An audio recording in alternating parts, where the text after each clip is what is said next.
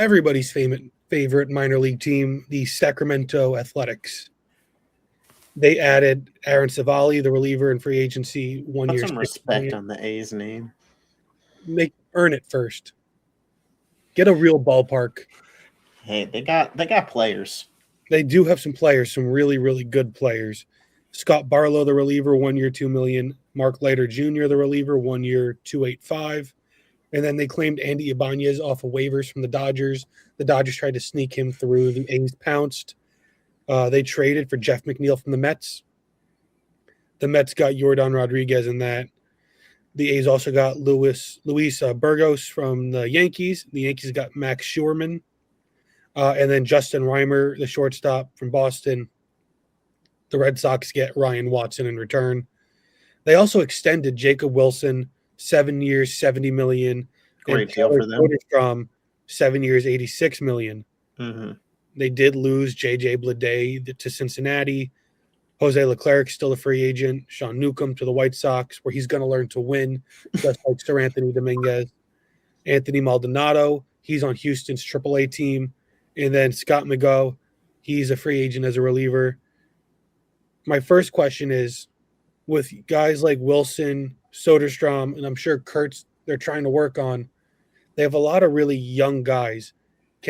How viable of an offense can we see them having? Could they be top half of the league?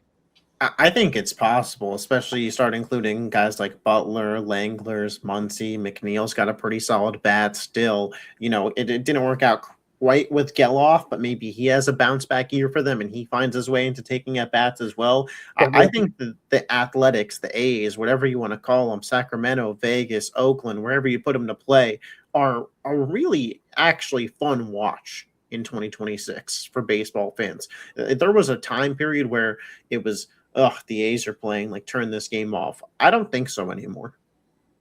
I don't think so, and I think they go through periods. Remember, like 2018, Liam Hendricks and the A's. They had a lot of really good arms. They made the playoffs a couple years in a row, and then things kind of fell apart where they became an embarrassment. Yep. They will get back to being a nuisance to the rest of the league before doing what they always do and falling back again. And a team this young is going to be hungry over a full 162. Like, they're showing up every day. Now, does another season, they're in a minor league park. There's no certainty that they're going to even get to Vegas. There's a lot of question marks surrounding that. How much does that weigh on the players and the team? I don't think at all. I don't think they lack fan support out there. I think it might weigh on the GM in terms of making moves to improve this team. I think, like, this is a team that's more likely to just roll out the season with what they have than even if they're, if we get to the deadline and this is a playoff team, if the playoffs started at the deadline, I think that they're more likely to stand pat and just see where they end up rather than let's put our chips on the table. But again, the team being so young, a lot of all these guys know is the A's going through this. Like, it's nothing new for them. This is kind of where, like, Wilson, Kurtz, Soderstrom, like, the core of this team, that's what they're used to. Maybe you see Brent Rooker moved at the deadline because he's a name that's always mentioned. But aside from that, I don't see this team making many changes this year. I can see them taking in some buy low candidates that won't cost much. Some maybe a veteran here or there if they're close to the playoffs. Yeah, maybe like a veteran relief pitcher or even a starter to eat some innings in the second half of the year. But I'm talking a big move. They're just unless they're like somehow way out in first, like, or something. And somehow, but even if they're way out in first, why would you make a big move? No, I think they're going to. So the owner can prove to the rest of the owners that he's actually trying to win. Yeah. I mean, but if he's way out in first, he's obviously trying to win. He was cooking already. I just feel like this A's team kind of reminds me of like the Orioles from a few years ago. We're just really young core coming up. Like, who knows? I mean, that's the thing. You're bad for so long. You eventually get enough interesting young players. Yeah.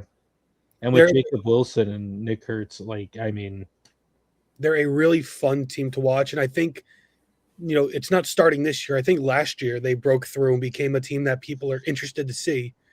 Lawrence Butler is a very fun player to watch. Nick Kurtz, Rookie of the Year. Jacob Wilson, until he got hurt, broke out. Was going Langlear, to be rookie of the year. yeah, Langlear is a Yeah. great catcher.